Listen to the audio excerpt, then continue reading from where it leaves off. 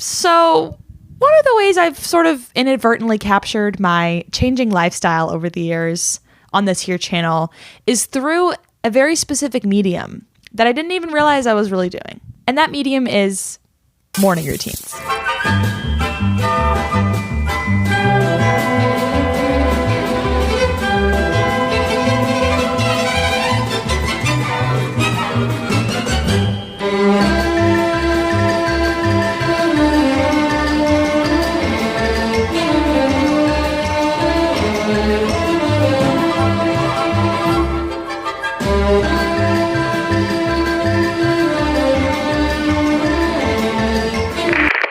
And so, me and my factually, contractually, and legally Mike are here today to do a little re-up and do a morning routine post-commie reidification of my channel, which should be interesting.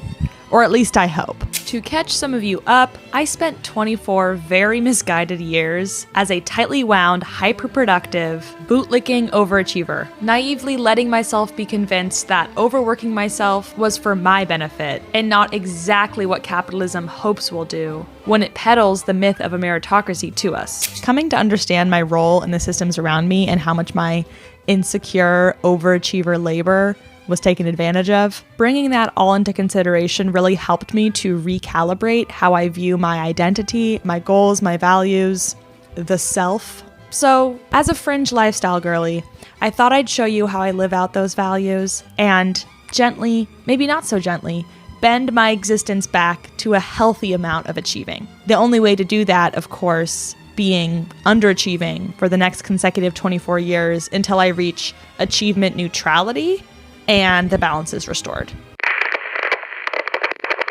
So where do we begin? Well, typically with the third or fourth alarm I set. I prefer to wake up to the sound of you tapping the like and subscribe button, but that's actually silent, and you'll know that if you do it. So I tend to have a hard time waking up for a couple of reasons. One could be debilitating sleep apnea, riddling my body without treatment yet. And even though I've heard falling back asleep does very little for your health, I do so until the last possible moment before I will be late for my work call. And lo and behold, there I am taking it from bed. Video off, of course. I can't tell you how I finally mustered up the courage to get out of bed after that, but I managed to slap on an outfit, including one of the sponsors of my underachieving lifestyle, Ana Luisa, because it requires no thought or effort to put together. I can truly wear their jewelry every day without having to take it off. And they are also very much about a less is just enough way of life, which is pretty coolio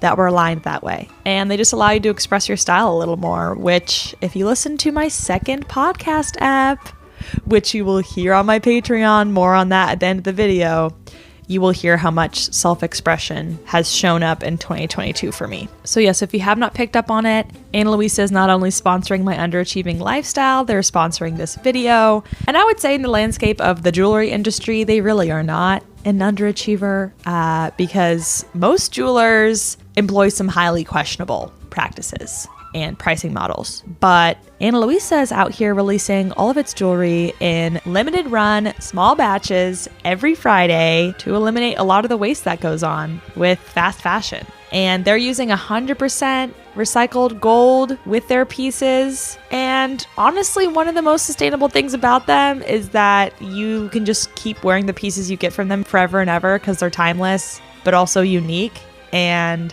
thoughtful. If you have seen any of the videos I've made over the last 2 to 3 years, you have seen me wear Ana Luisa. Like, they are showing up and they are showing out today because there is a sale going on at my link. You can access that in the description of this video. And while you're down there, you can follow me on TikTok/Instagram/Spotify. Not Twitter, because that's a very tight-knit community, and I want to keep it that way. Ana Luisa just gets it, and they continue to get it, and I will be continuing to work with them in future videos, so let's get familiar. All right, so then I take my morning routine to the bathroom, where you will not see me incorporate any single 30-step skincare routine, because I truly believe that that is just capitalism's way of convincing you to overconsume, as it continues to chronically overproduce items for a society that it really does not pay well enough to afford them. So it's a trap. Then I had a dear friend call randomly. I kept the clip in because honestly, like, something that's really changed since I've worked to suppress capitalist metrics of success. Some days I'm better at it than others, but something that's really changed is that now I do my best to like always choose my friends and my family over my boss, my job, my career. I will keep doing that until the end of time. Like, we have a finite number of days with these beloved people, and if they want me to come show up somewhere, take PTO to do something with them, I really try to find ways to say yes. Here I am taking my meds because reprogramming your work ethic is hard on the body, and breakfast is Daddy's muesli. Literally, like, the brand is called Daddy's Muesli. Daddy was born and raised right here in Washington State, and I love to support some kooky local farmers. So there you have it.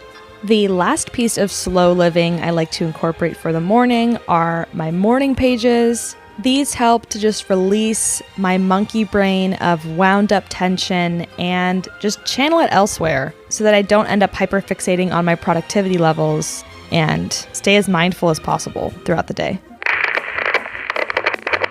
It can be hard when you see dozens and dozens of morning routines uploaded on this website every day that really prioritize hustle culture, hyperproductivity, and the like, because it just reinforces this idea of capitalist modernity and that those are things that you should be striving for too. What is capitalist modernity? You know how compet is mistaking being societally conditioned to like men with like actual intrinsic attraction to men? Well, capitalist modernity is like mistaking economic models of value for what worth and value in your life actually look like. Under the concept of capitalist modernity, the market is the dominant system. Everything, and this should sound familiar, everything is measured by its economic value, and the focus is very much on the material world, not the ethical, moral values that are necessary for a society to exist. Like, things that profit matter, things that don't.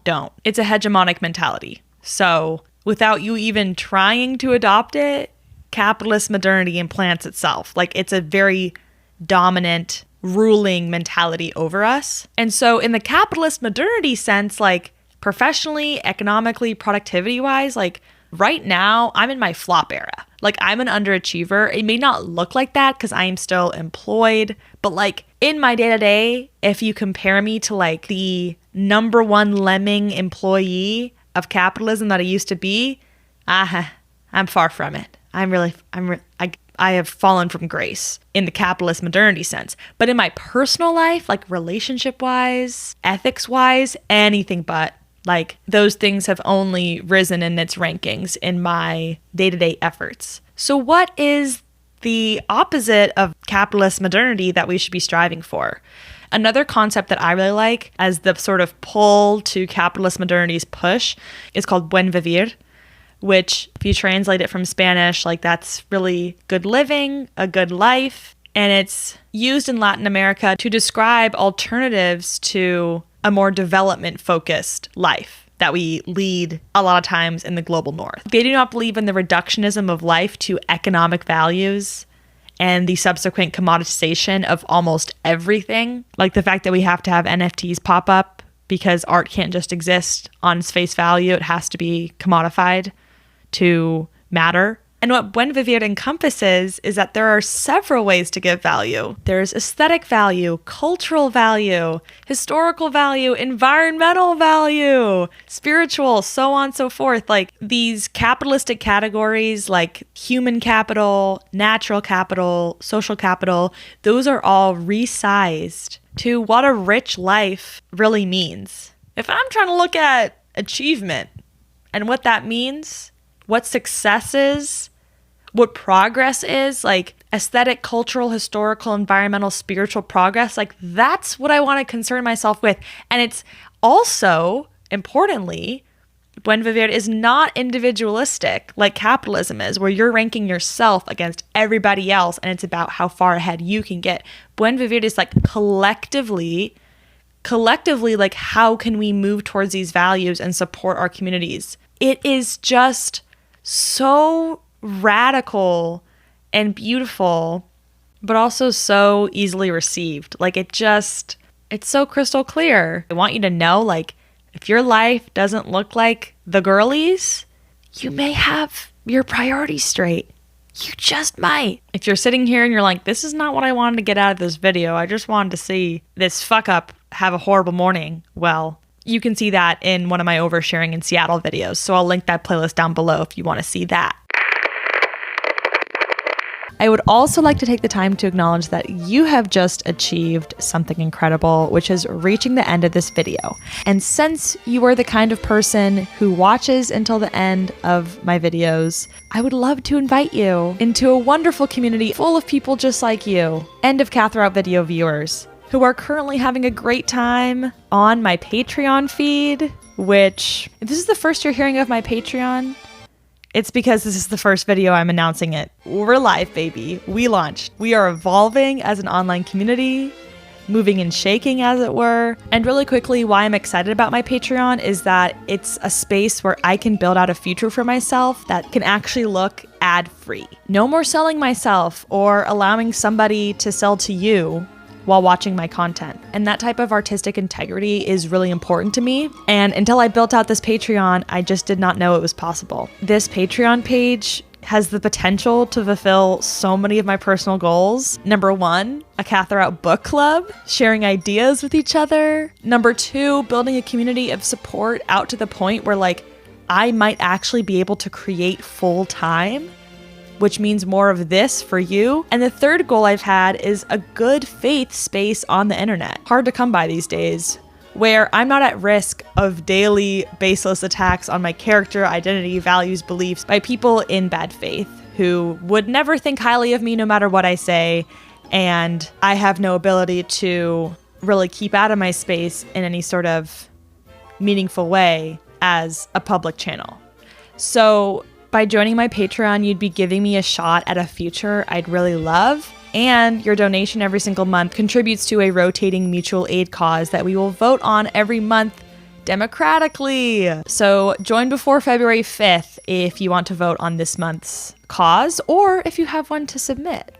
As you can see here, I've already had about 15 people jump the gun and pledge their support before I've even gone live. So if you want to see your name in lights and receive a positive affirmation at the end of every video, just for my patrons, today's affirmation is that you have impeccable politics and incredible taste, and the way you're doing your hair lately, I love. So there's that. Plus, my Patreon is the only place to access the soft launch of my podcast. More of this. There's already one episode up, and there's another video episode on the way once we hit 30 patrons, or on February 4th, whichever comes first. A very exciting frontier for me personally as a creator. To let you in a bit, I've just been super lost these past couple of weeks, but I feel found every single time I see somebody sign up to become a patron. Like, it's just so cool because I don't get notifications like that when you hit the subscribe button. So it's meaningful, and I will be delivering value. That is all. Thank you so much for watching. If you would like swagged out ears, fingers, wrists, or neck, I suppose, check out Ana Luisa in the description. I will see you all next time, and Katherout.